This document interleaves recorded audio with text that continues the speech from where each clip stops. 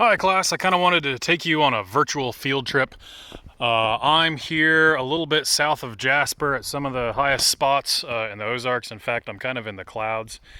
But I just kind of wanted to stop at this spot. I saw some good rocks along the highway there, and if you notice, there are some rocks there. There are some rocks here. And farther down, there are some other rocks. We'll wait for this car to go by, and then we'll go take a look at those.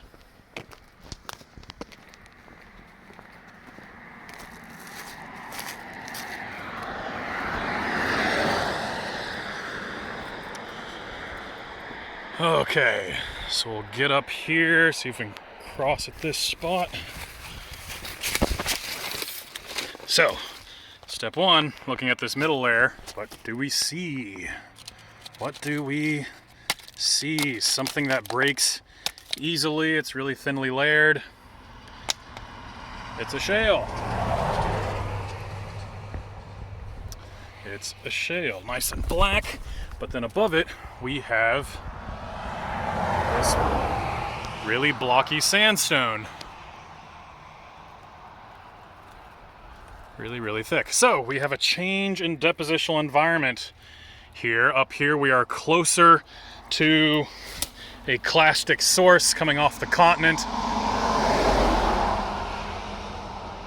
The seas are a little bit shallower, but down here we go through time, we're farther away from the coastline, or perhaps we're just far away from a river, which is spitting sediment out into the ocean. But yeah, we're probably deeper water here, quieter water here, and these shales, this is all the clay. The clay is really light. It can travel a lot farther out into the ocean than the sand can. But if we drop down,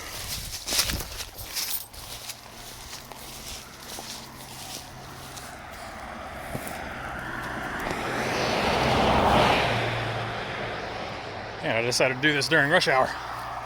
If we drop down, we can see this clay. I'm kind of walking underneath it now, but if you look, you can even see layers within it. And those are changes in climate, most likely, where you get a little bit of a sediment input. In fact, there you can even see there's a little bit of sandstone or siltstone that creeps in there. But those are probably seasonal, maybe not seasonal changes, but certainly changes in the climate. Or maybe nearby you have a delta that's kind of moving back and forth, and every so many years it actually gets a little bit closer, so you get more sand content that comes in. But most likely those are changes in climate.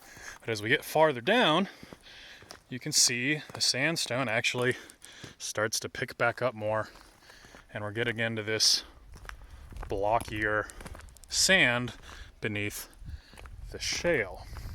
But that's really kind of what characterizes the Atoka Formation, which is what we find down here, more to the south of NWAC and in Fayetteville, and to the kind of the south of Fayetteville. It's these repeating layers of sandstone and shale. So yeah, there you go. There's your virtual field trip. Have a good one.